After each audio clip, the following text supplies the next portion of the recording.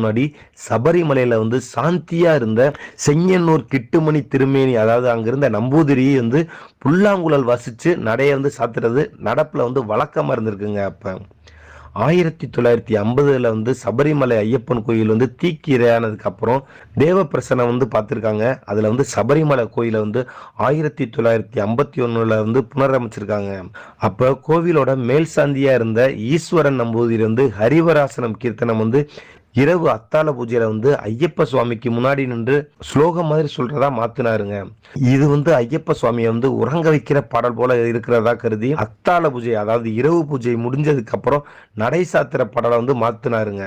நம்ம இயேசுதாஸோட இனிய குரல்ல இந்த பாடல் வெளிவந்ததுக்கு அப்புறம் இது இசைத்தட்டை இசைக்கிறதா மாறுச்சுங்க.